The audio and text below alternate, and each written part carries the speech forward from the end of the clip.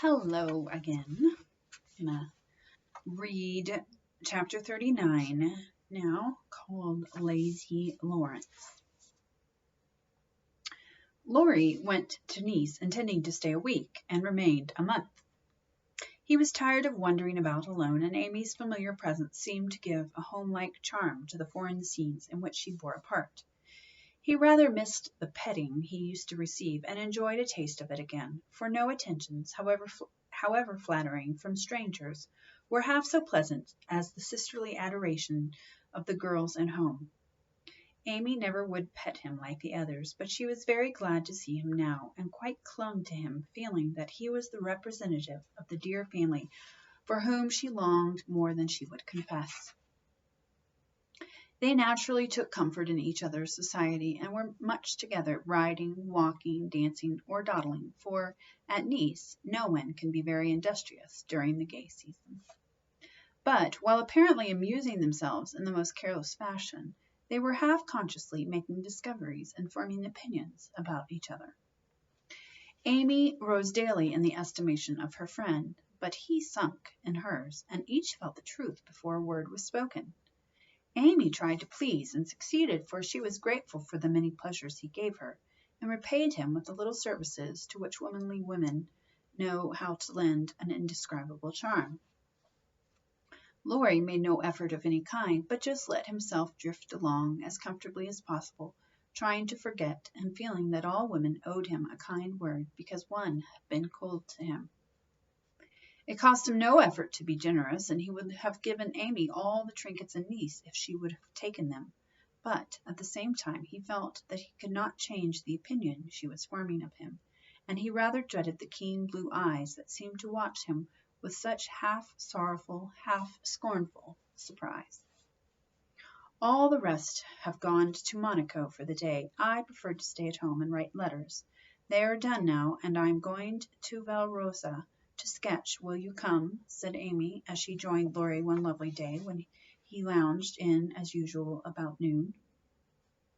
Well, yes, but isn't it rather warm for such a long walk? He answered slowly, for the shaded saloon looked inviting after the glare without. I'm going to have the little carriage, and Baptiste can drive, so you'll have nothing to do but hold your umbrella and keep your gloves nice, returned Amy, with a sarcastic glance at the immaculate kids, which were a weak point with Laurie. Then I'll go with pleasure, and he put out his hand for her sketchbook, but she tucked it under her arm with a sharp, Don't trouble yourself, it's no exertion to me, but you don't look equal to it. Laurie lifted his eyebrows and followed at a leisurely pace as she ran downstairs. But when they got into the carriage, he took the reins himself and left little Baptiste nothing to do but fold his arms and fall asleep on his perch. The two never quarreled. Amy was too well bred, and just now Laurie was too lazy. So in a minute he peeped under her hat brim with an inquiring air. She answered with a smile, and they went on together in the most amicable manner. It was a lovely drive along winding roads, rich in the picturesque scenes that delight beauty-loving eyes. Here an ancient monastery, whence the solemn chanting of the monks came down to them. There a bare-legged shepherd in wooden shoes, pointed hat, and rough jacket over one shoulder, sat piping on a stone, while his goats skipped among the rocks or lay at his feet.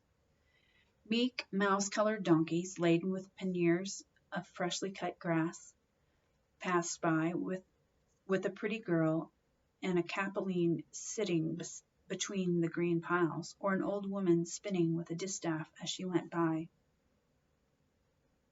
Brown, soft-eyed children ran out from the quaint stone hovels to offer nosegays or bunches of oranges still on the bough. Gnarled olive trees covered the hills with their dusky foliage. Fruit hung golden in the orchard, and great scarlet anemones fringed the roadside, while beyond green slopes and craggy heights, the Maritime Alps rose sharp and white against the blue Italian sky. That sounds beautiful. Valrosa well deserved its name, for in that climate of perpetual summer, roses blossomed everywhere, They overhung the archway, thrust themselves between the bars of the great gate with a sweet welcome to passers-by, and lined the avenue, winding through lemon trees and feathery palms up to the villa on the hill. Every shadowy nook where seats invited one to stop and rest was a mass of bloom. Every cool grotto had its marble nymph smiling from a veil of flowers, and every fountain reflected crimson, white, or pale pink roses leaning down to smile at their own beauty. Roses covered the walls of the house, draped the cornices, climbed the pillars, and ran riot over the balustrade of the wide terrace whence one looked down on the sunny Mediterranean and the white-walled city on its shore. "This is a regular honeymoon paradise, isn't it? Did you ever see such roses?" asked Amy, pausing on the terrace to enjoy the view and a luxurious whiff of perfume that came wandering by. "No, nor felt such thorns," returned Laurie, with his thumb in his mouth, after a vain attempt to capture a solitary scarlet flower that grew just beyond his reach. "Try lower down and pick those that have no thorns," said Amy, gathering 3 of the tiny cream-colored ones that starred the wall behind her. She put them in his buttonhole as a peace offering, and he stood a minute looking down at them with a curious expression. For in the Italian part of his nature there was a touch of superstition, and he was just then in that state of half-sweet, half-bitter melancholy, when imaginative young men find significance in trifles, and food for romance everywhere. He had thought of Jo and reaching after the thorny red rose, for vivid flowers became her, and she had often worn ones like that from the greenhouse at home. The pale roses Amy gave him were the sort that the Italians lay in dead hands, never in bridal wreaths, and for a moment he wondered if the omen was for Jo or for himself.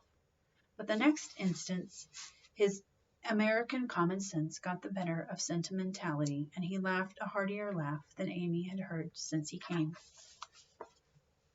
"It's good advice. You'd better take it and save your fingers," she said, thinking her speech amused him. "Thank you, I will," he answered in jest, and a few months later he did it in earnest. "Laurie, when are you going to your grandfather?" she asked presently, as she settled herself on a rustic seat. "Very soon."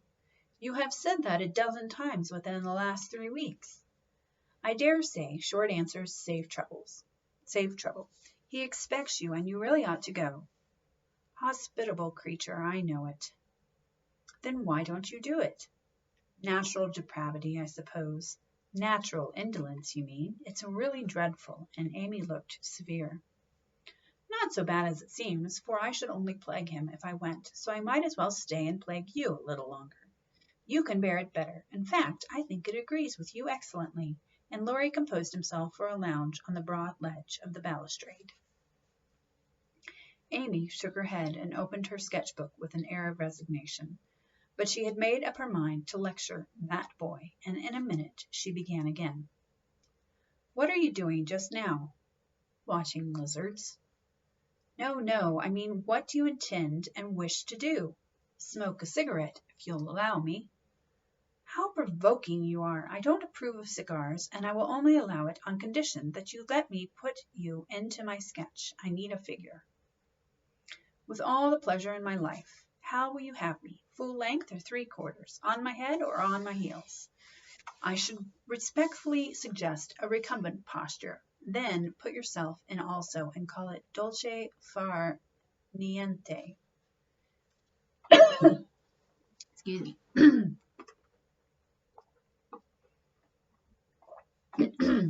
"Stay as you are and go to sleep if you like. I intend to work hard," said Amy in her most energetic tone.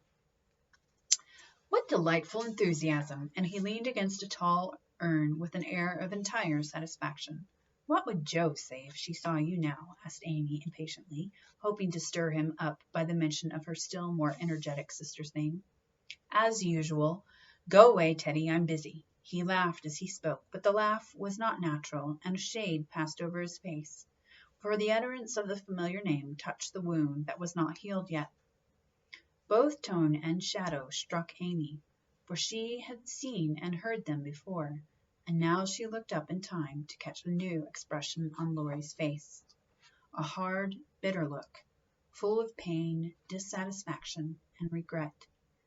It was gone before she could study it, and the listless expression back again.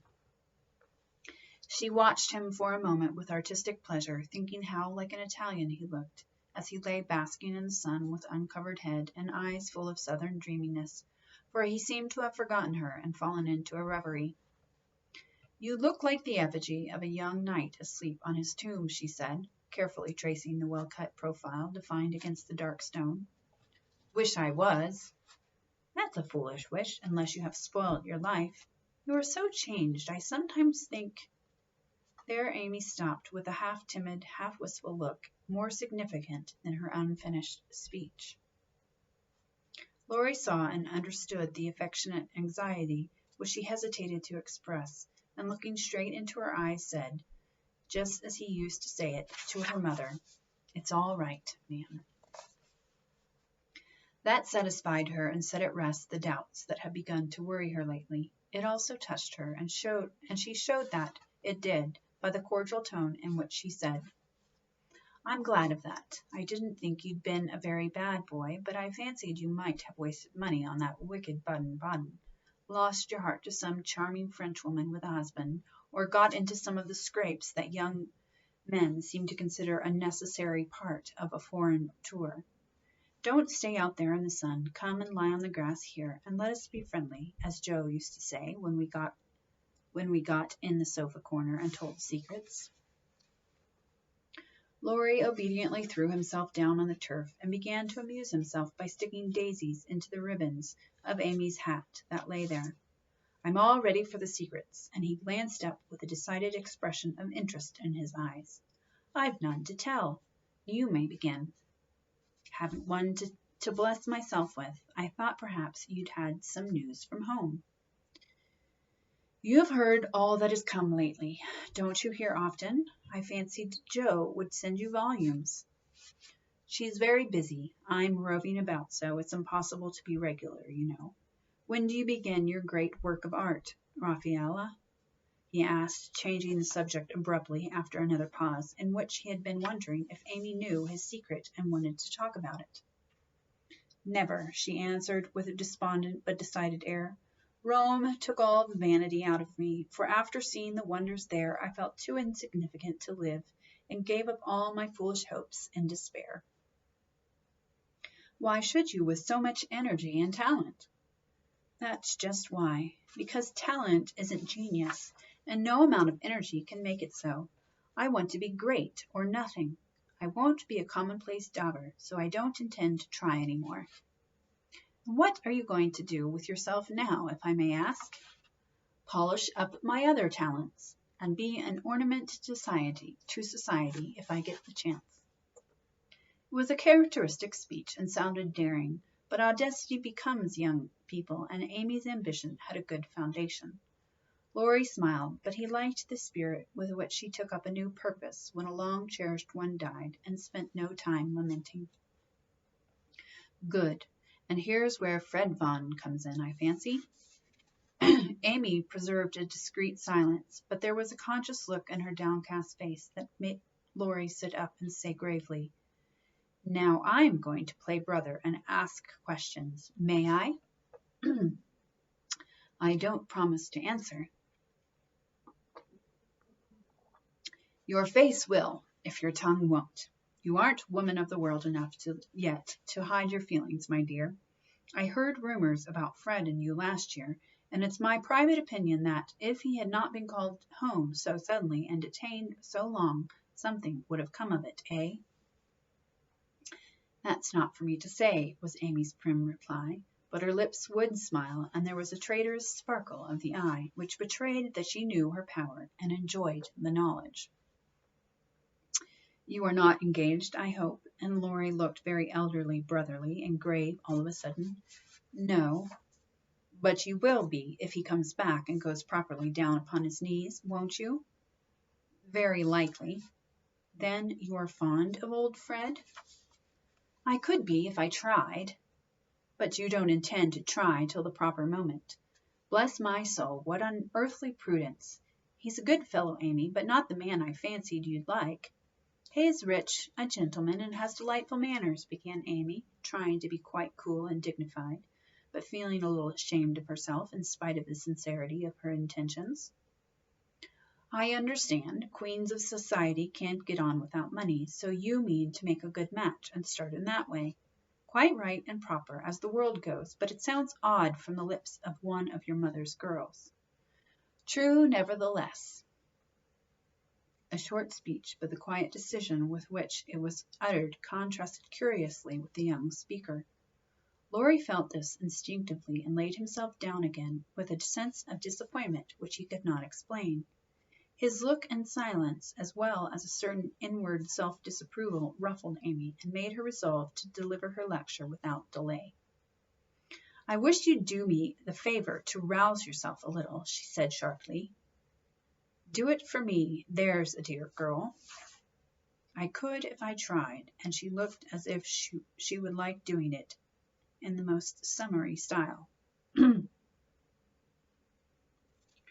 Try then, I give you leave, returned Laurie, who enjoyed having someone to tease after his long abstinence from his favorite pastime. You'd be angry in 5 minutes. I'm never angry with you. It takes 2 flints to make a fire. You are as cool and soft as snow. You don't know what I can do. Snow produces a glow and a tingle if applied rightly. Your indifference is half affectation, and a good stirring up would prove it. Stir away, it won't hurt me, and it may amuse you, as the big man said when his little wife beat him. Regard me in the light of a husband or a carpet, and beat till you are tired, if that sort of exercise agrees with you. Being decidedly nettled herself, and longing to see him shake off the apathy that so altered him, Amy sharpened both tongue and pencil, and began. Flo and I have got a new name for you. It's Lazy Laurence. How do you like that? She thought it would annoy him, but he only folded his arms under his head with an imperturbable, well, that's not bad. Thank you, ladies. Do you want to know what I honestly think of you? Pining to be told.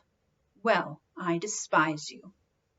If she had even said, I hate you, in a petulant or coquettish tone, he would have laughed and rather liked it, but the grave, almost sad accent of her voice made him open his eyes and ask quickly, Why, if you please? Because, with every chance for being good, useful, and happy, you are faulty, lazy, and miserable. Strong language, mademoiselle. If you like it, I'll go on. Pray do. It's quite interesting. I thought you'd find it so. Selfish people always like to talk about themselves. Am I selfish? The question slipped out involuntarily and in a tone of surprise, for the one virtue on which he prided himself was generosity. Yes, very selfish, continued Amy in a calm, cool voice, twice as effective just then as an angry one. I'll show you how, for I've studied you while we have been frolicking, and I'm not at all satisfied with you. Here you have been abroad nearly 6 months and done nothing but waste time and money and disappoint your friends. Isn't a fellow to have any pleasure after a 4 years' grind? You don't look as if you'd had much, at any rate. You are none the better for it, as far as I can see. I said when we first met that you had improved. Now I take it all back, for I don't think you half so nice as when I left you at home. You've grown abominably lazy. You like gossip and waste time on the frivolous things. You are contented to be petted and admired by silly people, instead of being loved and respected by wise ones. With money, talent, position, health, and beauty, you like that old vanity, but it's the truth, so I can't help saying it. With all these splendid things to use and enjoy, you can find nothing to do but dawdle, and instead of being the man you might and ought to be, you are only... There she stopped with a look that had both pain and pity in it. St. Laurence on a gridiron, added Laurie, blandly finishing the sentence, but the lecture began to take effect, for there was a wide-awake sparkle in his eyes now, and a half-angry, half-injured expression replaced the former indifference. I suppose you'd take it so. You men tell us we are angels, and say we can make you what we will, but the instant we honestly try to do you good, you laugh at us, and won't listen, which proves how much your flattery is worth. Amy spoke bitterly, and turned her back on the exasperating martyr at her feet. In a minute a hand came down over her page so that she could not draw, and Laurie's voice said, with a droll imitation of a penitent child, "I will be good. Oh, I will be good." But Amy did not laugh, for she was in earnest, and tapping on the outspread hand with her pencil, said soberly, Aren't you ashamed of a hand like that? It's as soft and white as a woman's, and looks as if it never did anything but wear Juven's best gloves and pick flowers for ladies. You are not a dandy, thank heaven, so I'm glad to see there are no diamonds or big seal rings on it, only the little old one Joe gave you so long ago. Dear soul, I wish she was here to help me. So do I. The hand vanished as suddenly as it came, and there was energy enough in the echo of her wish to suit even Amy. She glanced down at him with a new thought in her mind, but he was lying with his hat half over his face as if for shade, and his mustache hid his mouth. She only saw his chest rise and fall with a long breath that might have been a sigh, and the hand that wore the ring nestled down into the grass as if to hide something too precious or too tender to be spoken of. All in a minute, various hints and trifles assumed shape and significance in Amy's mind, and told her what her sister never had confided to her. She remembered that Laurie never spoke voluntarily of Joe. She recalled the shadow of his face just now, the change in his character, and the wearing of the little old ring, which was no ornament to a handsome hand. Girls are quick to read such signs and feel their eloquence. Amy had fancied that perhaps a love trouble was at the bottom of the alteration, and now she was sure of it. Her keen eyes filled, and when she spoke again, it was in a voice that could be beautifully soft and kind when she chose to make it so. I know I have no right to talk so to you, Laurie, and if you weren't the sweetest tempered fellow in the world, you'd be very angry with me, but we are all so fond and proud of you. I couldn't bear to think they should be disappointed in you at home, as I have been, though perhaps they would understand the change better than I do. I think they would, came from under the hat, and in a grim tone quite as touching as a broken one. They ought to have told me and not let me go blundering and scolding, when I should have been more kind and patient than ever. I never did like that Miss Randall, and now I hate her, said artful Amy, wishing to be sure of her facts this time. Hang Miss Randall! And Laurie knocked the hat off his face with a look that left no doubt of his sentiments toward that young lady. I beg your pardon, I thought, and there she paused diplomatically. No, you didn't. You knew perfectly well I never cared for anyone but Joe. Laurie said that in his old impetuous tone and turned his face away as he spoke. I did think so, but as they never said anything about it, and you came away, I supposed I was mistaken, and Joe wouldn't be kind to you. And Joe wouldn't be kind to you? Why, I was sure she loved you dearly. She was kind, but not in the right way, and it's lucky for her she didn't love me, for if I'm a good-for-nothing fellow you think me. It's her fault, though, and you may tell her so. The hard, bitter look came back again as he said that, and it troubled Amy, for she did not know what balm to apply.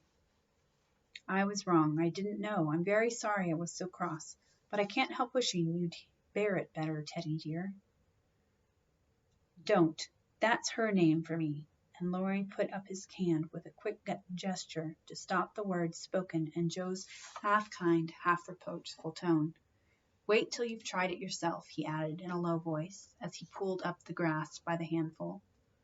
I'd take it manfully and be respected if I couldn't be loved, said Amy, with the decision of one who knew nothing about it. Now, Laurie flattered himself that he had borne it remarkably well, making no moan, asking no sympathy, and taking his trouble away to live it down alone. Amy's lecture put the matter in a new light, and for the first time it did look weak and selfish to lose heart at the first failure, and shut himself up in moody indifference. He felt as if suddenly shaken out of a pensive dream, and found it impossible to go to sleep again. Presently he sat up and asked slowly, Do you think Joe would despise me as you do? Yes, if she saw you now. She hates lazy people. Why don't you do something splendid and make her love you? I did my best, but it was no use. Graduating well, you mean? That was no more than you ought to have done for your grandfather's sake. It would have been shameful to fail after spending so much time and money when everyone knew you could do well. I did fail, say what you will, for Joe wouldn't love me, began Laurie, leaning his head on his hand in a despondent attitude. No, you didn't, and you'll say so in the end, for it did you good, and proved that you could do something if you tried. If you'd only set about another task of some sort, you'd soon be your hearty, happy self again, and forget your trouble. That's impossible. Try it and see. You needn't shrug your shoulders and think much she knows about such things. I don't pretend to be wise, but I am observing, and I see a great deal more than you'd imagine. I'm interested in other people's experiences and inconsistencies, and though I can't explain, I remember and use them for my own benefit. Love Joe all your days, if you choose, but don't let it spoil you, for it's wicked to throw away so many good gifts because you can't have the one you want. There, I won't lecture any more, for I know you'll wake up and be a man in spite of that hard-hearted girl.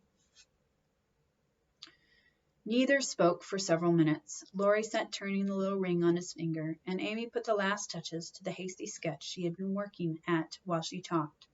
Presently she put it on his knee, merely saying, "How do you like that?"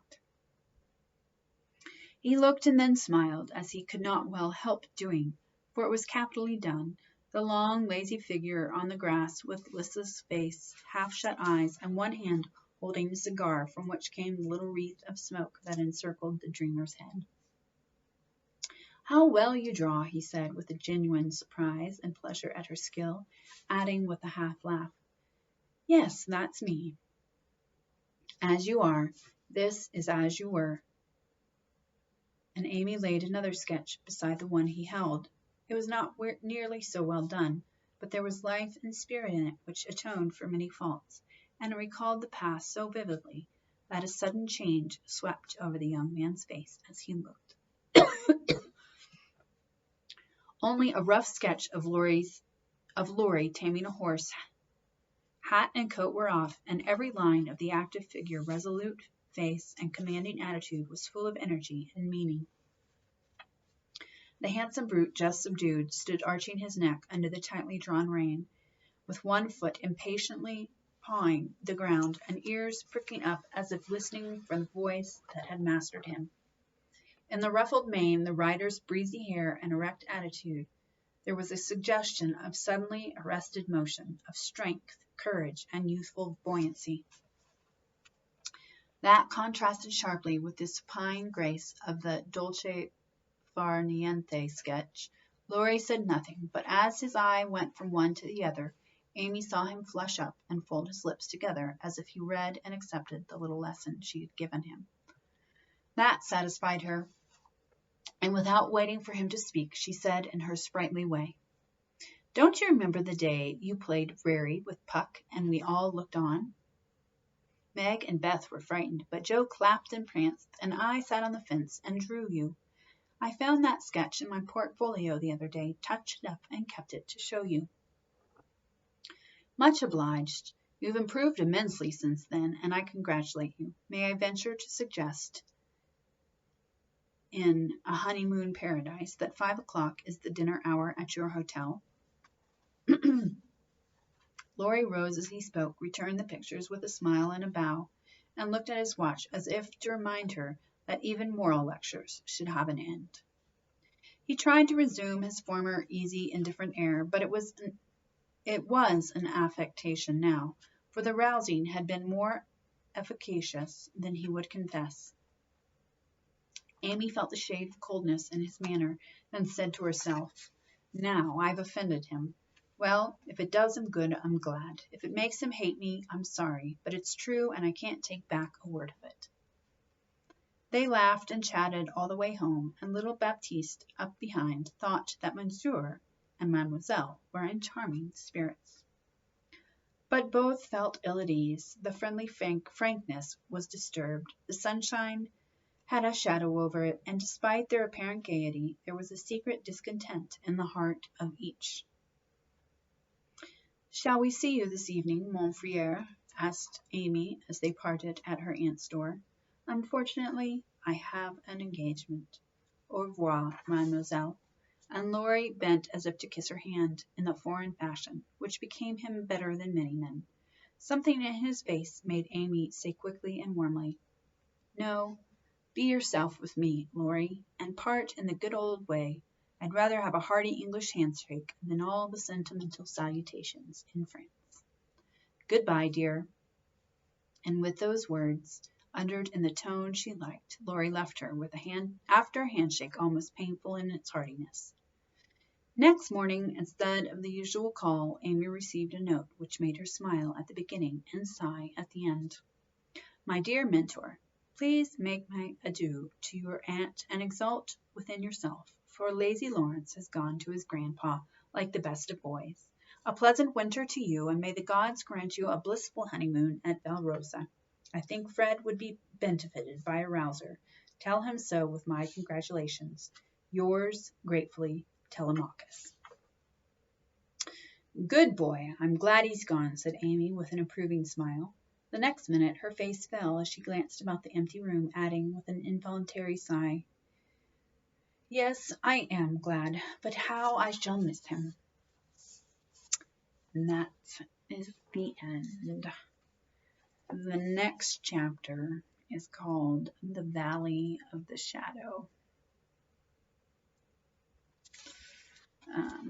So I will see you next time.